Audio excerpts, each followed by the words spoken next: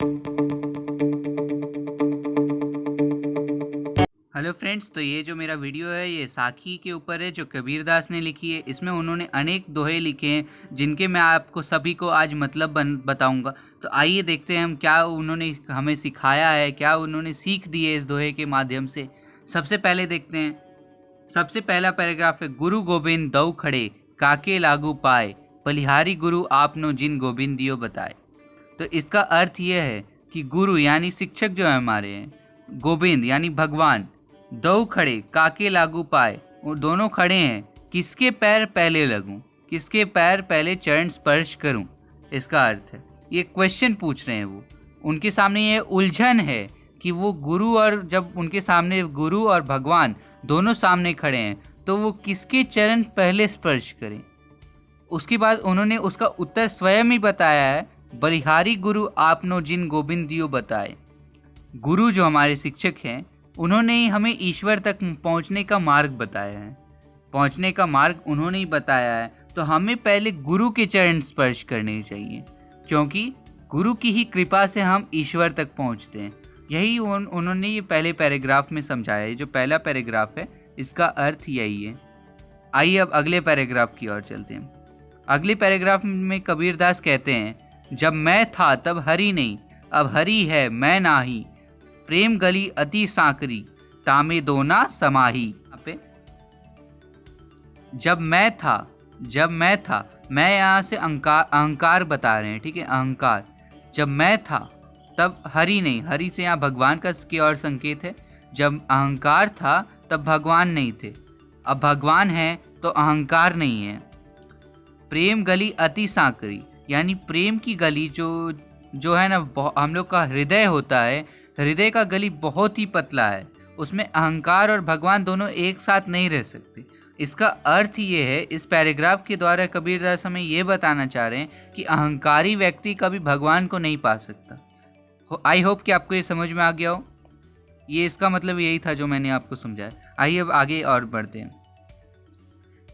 Third paragraph देखिए, conquer पाथर जोरी के मस्जिद लई बनाए, कांकर पाथर जोरी के मस्जिद लई बनाए, ता चढ़ी मुल्ला बांग दे, क्या बहरा हुआ खुदाए। कांकर का मतलब यहाँ पे कंकड़ आप जानते हैं, पाथर यानी पत्थर, ईटा, जो कांकर पत्थर जोड़ के मस्जिद लई बनाए, मस्जिद बना लिया जाता है, तथा मस्जिद पे चढ़ के मुल्ला, आप अजान देते हुए सुनते होंगे, जो मुल्ला है वो अजान देता है, वो चिल्लाता है, यहाँ ता चढ़ी मुल्ला बांग दे, मतलब मुल्ला अजान दे रहा है।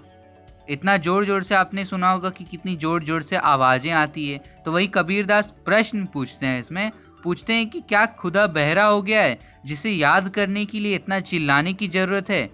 यही बात कबीरदास यहाँ कहते हैं, ये एक व्यंग कर रहे हैं कबीरदास जी के द्वारा, ये एक व्यंग किया गया है, इसका अर्थ यही है। आइए अब आगे बढ़ते हैं। अगला चौथा पैराग्राफ है, पाहन पूजे हरि मिले तो मैं पूजू पहाड़, ताते ये चाकी भली पीस खाए संसार।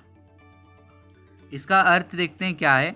इसका अर्थ है, पाहन पूजे यानी पाहन का यहाँ पत्थर, पाहन से यहाँ अर्थ है पत्थर, पत्थर को पूजने से अगर भगवान मिलते हैं, पत्थर को पूजने से अगर भगवान मिलते हैं तो मैं पत्थर को, छोटे मोटे पत्थर को क्यों पूजूं, मैं सीधे पहाड़ की पूजा करूंगा। लेकिन है ना, इसमें कबीरदास जी कहते हैं कि पत्थर पूजने से अगर हमें भगवान मिल जाए तो पत्थर का एक आदमी पहाड़ को की पूजा करेगा। ये पत्थर की पूजा करने से अच्छा, ये जो पत्थर से बनी चाकी होती है, चक्की यानी जिसमें आटे होंगे, जिसमें गेहूं पीसा जाता है, जिससे आटा निकलता है, वही वाला वो चक्की, उससे भली वो पत्थर की चक्की है जिसके मदद से संसार अपना है ना गेहूं पीसता है, उससे आटा निकालता है, उससे सब संसार में सभी प्राणियों का पेट भरता है। चलते हैं अगला पैराग्राफ में, आप देख सकते हैं, सात समंद की मसी करो, लेखनी सब बन रहा है, सब धरती कागज करो, हरि गुण लिखा न जाए। इस पैराग्राफ के द्वारा, इस पैराग्राफ के माध्यम से कबीरदास हमें ये समझाते हैं कि ईश्वर के अनंत गुण हैं, उन्हें लिख कर प्रकट नहीं किया जा सकता है। यहाँ कबीरदास जी कहते हैं, सात समंद की मसी करो, यानी सात समुंदर की स्याही बना ली जाए। लेखनी सब बन रहा है, सभी पेड़ों को है ना कलम बना लिया जाए, सब धरती को कागज बना लिया जाए, लेकिन ये सब सामान भी ईश्वर के अनंत गुणों का बखान करने के लिए पर्याप्त नहीं है।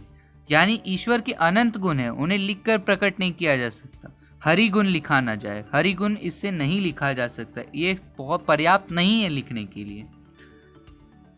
तो फ्रेंड्स, यही था कबीरदास जी का 5 पैराग्राफ जो था, जो 10th स्टैंडर्ड में आता है। मैं आपको 10th स्टैंडर्ड का पोर्शन कवर करा रहा हूँ। तो प्लीज़ फ्रेंड्स, मेरे चैनल को लाइक, सब्सक्राइब और शेयर ज़रूर करें। कुछ डाउट हो तो कमेंट करें, और कुछ स्पेशल टॉपिक्स के बारे में बात करना हो तो प्लीज़ मेरे चैनल को में कमेंट करें। आज के लिए धन्यवाद। आगे आपसे अगले वीडियो में मिलता हूँ।